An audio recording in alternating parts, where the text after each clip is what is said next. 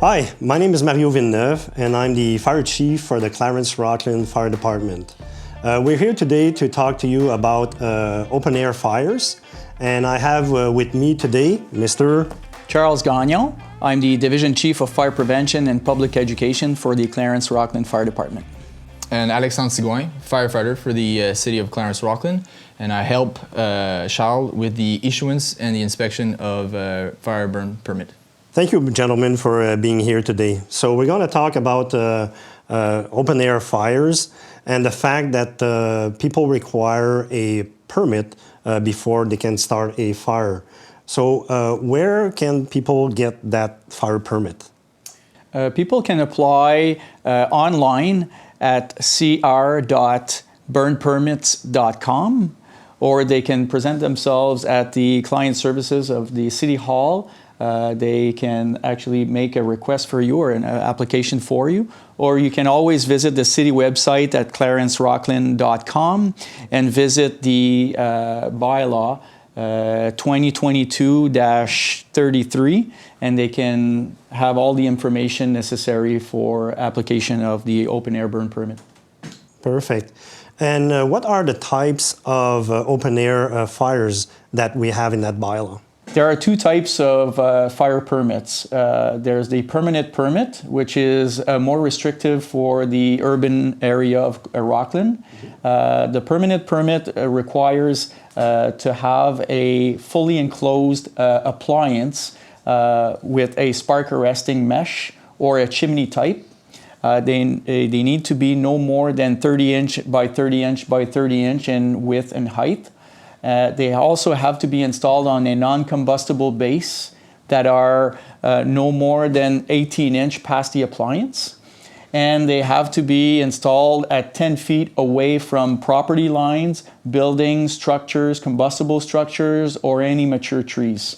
So thank you, Charles. So that's the information for a permanent permit within the Rockland area.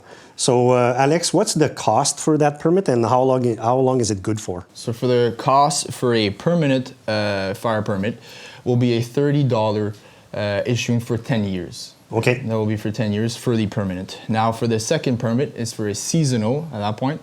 So a seasonal, it's more like a campfire based fire, less restricted than the permanent fire. Now the restriction line for the fire will be the 15 feet. And that will be the same cost, $30, but is only good for 1 year.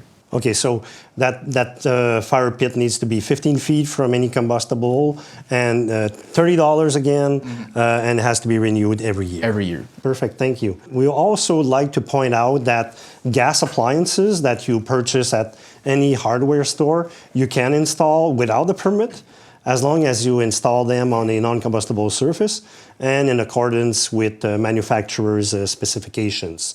So again, for gas appliances, natural gas or propane, no permit is required. I also like to add that any permit holder must call the number to notify that they're making a fire at 1-855-943-4088 and to notify that you're making a fire. It's an automated system. It's important to call because if you call and there's a burn ban in effect, it may tell you that you're not allowed to make a fire at this current time because of the burn ban.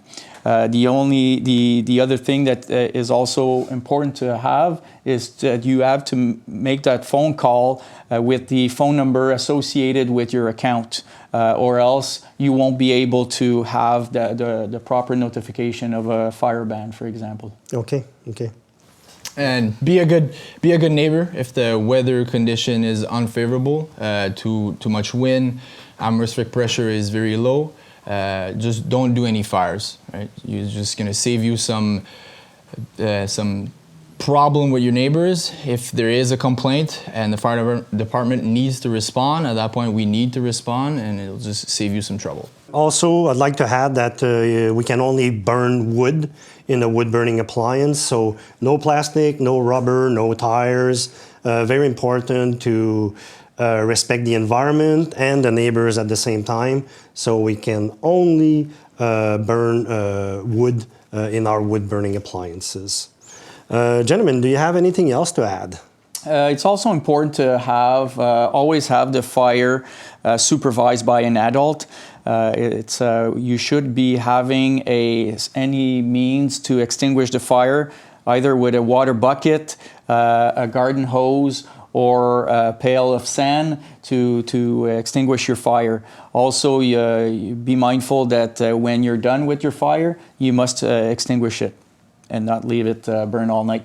Also, if you are a tenant of your home, make sure you have the permission of your landlord to actually purchase a fire permit. So both need to be on the same line type deal. And if you don't follow any of the rules, it can be revoked at any time. Okay, thank you. Well, thank you, Charles. Thank you, Alexandre, for all that information. Again, if you have any questions or concerns, don't hesitate to call the Clarence-Rockland Fire Department. Thank you again, and wish you a happy open fire season, and enjoy the fire camps in your backyards. Thank you very much, and have a good day. Goodbye.